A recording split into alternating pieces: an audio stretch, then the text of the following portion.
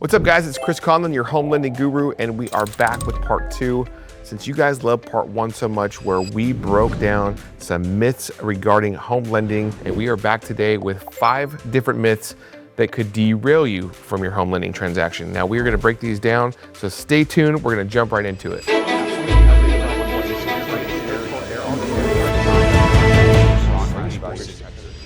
Number 1, I'm self-employed, I cannot buy a home. Now, this is an absolute myth, and I deal with this all the time. Now, I have a lot of clients that are self-employed, and there are a ton of different programs that cater to self-employed borrowers. Now, I want you to think about bank statement loans. I want you to think about 1099 specific loans. I want you to think about P&Ls. And I also want you to think about true no income other than what's called DSCR, which is debt services coverage ratio. All that means is if you have enough in income from a rental property to cover the debt, meaning your housing payment, we've got a loan for you. So if you are self-employed, do not worry, there are a ton of options for you. Number 2, we've got that PMI, or private mortgage insurance, is a waste. That is absolutely 100% not true. And if you didn't catch my last video regarding private mortgage insurance, you're gonna wanna check that out. Now, we break this down, but private mortgage insurance can absolutely be a tool. This means that you can come in with less than 20% down, carry a small private mortgage insurance policy up front that you can pay for in cash, that you can pay for through financing. There's a lot of different ways that you can pay for private mortgage insurance, but this keeps more cash in your pocket. So this is absolutely a tool. This is absolutely not a myth to buying a home. Also, mortgage insurance can fall off, so it's not in perpetuity. It doesn't last the entire length of the loan. So if you hit an 80% loan to value, you're going to have your house reassessed and that mortgage insurance falls off. Now think about if your appraisal comes in light. We are very aggressive nowadays in a competitive housing market to go with a higher value. Now sometimes the value doesn't come in on the appraisal and we kick in mortgage insurance to keep the client into a home. So again, mortgage insurance, it is not holding people back. This is a true myth that I hear all the time. In fact, a lot of times we'll look at private mortgage insurance as an absolute strategy to get into a home while preserving cash on hand. Number 3, you need a spotless credit report. Now, I do not want you to get confused with a lower credit score, but think about a spotless credit report, meaning that you've got some credit issues, collections, you've got some late payments. Those do not affect the ability to buy a home in most cases. Now, it certainly can drop your score, but you don't have to have all these things cleaned up. I've had a lot of clients think that they come to me, they want us to get rid of all the blemishes on their credit before they buy a house. And we look at their credit report, and a lot of times we leave those. And in certain circumstances, if we actually delete one of those collections, it can actually drop the score. So you do not have to have a spotless credit report. In fact, you can have certain things on that credit report that you may find are not the most perfect. So that is an absolute myth. Number 4, that you should wait for the market to crash or that you should wait for mortgage interest rates to fall. And I am telling you, my friends, this is an absolute dangerous game. Now, we have seen the housing market true year over year come up with some serious gains. Now, in fact, if you go back and you look at a graph, there have only been about 5 different times in the history of data collection that we have seen house prices on the decrease. And a lot of those times were in a very specific window, which was the housing crash in 2008. 2008 was a tumultuous year for the economy. The housing market collapse created one financial crisis after another, and it often seemed as if the news could only get worse. There are fears the sell-off will continue on Wall Street. Soaring gas prices, falling home prices, and rising unemployment. 2008 will be remembered as the worst year since 1929.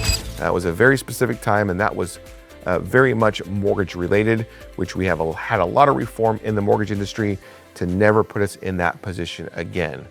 So that's a huge myth to wait, because most often we see a large increase time over time in housing. Now, as interest rates fall, interest rates can change on the daily.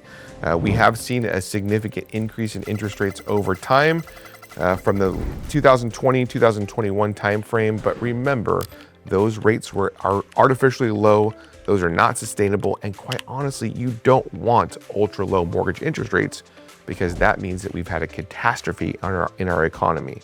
So if you're waiting for those to come down, that is a true myth.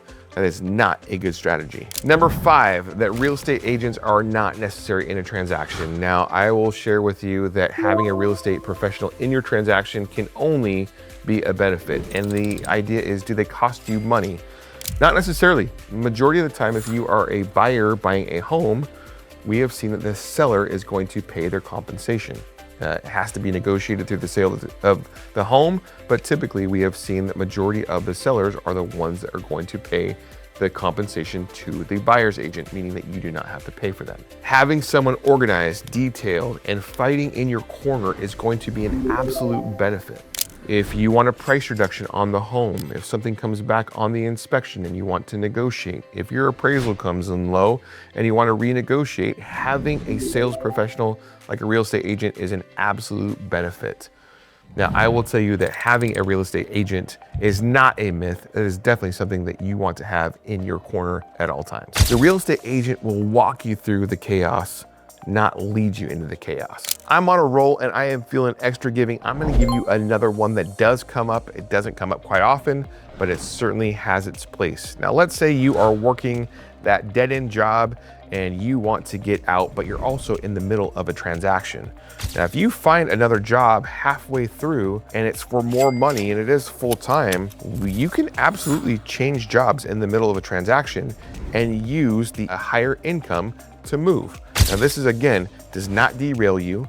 Majority of our clients are hyper aware of their job situation and don't want to make any sort of changes while they're in escrow or in the middle of a transaction. I am here to tell you that if you get a better opportunity, we want you to take it. We want you to earn more money. That actually helps you pay the loan back. So that is not a myth whatsoever. You can absolutely change jobs in the middle if it is for the better. Okay, you guys, so we crushed a bunch of different myths today. And in fact, I gave you a bonus myth that we completely crushed. So you should be feeling good by the end of this video. If you're looking to buy a house, that you are in good hands and ready to go. Okay, now if you like this video, I want you to do me a huge favor and just like the video. You know, hit that thumbs up button down below and make sure that you subscribe. I am coming up with tons of content to help you really feel good about buying a home. Now, we are coming up with this stuff on the regular, and I will invite you right this very second to put it down in the comments below. If there's something that you want to know about, or if we haven't covered it on this channel just yet, put it in the comments and we will certainly do that for you. Now, one last thing, there is a bell button down below. I want you to make sure you hit that button because, again, we are coming up with some content consistently for you, so you always want to be in the know. Now, please share this as well with anybody that you know that might be looking to buy a home, has questions about home financing, or really anything real estate related.